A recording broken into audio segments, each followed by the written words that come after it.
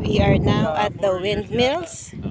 It's not in Taiwan, it's not in Ilocos, but here in Ilolas.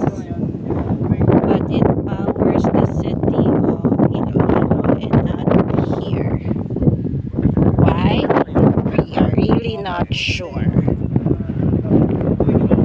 We are now at the man-made forest. Can you see it?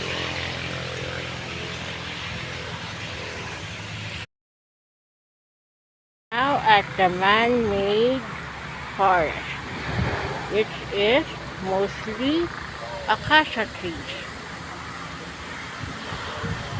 There is the view.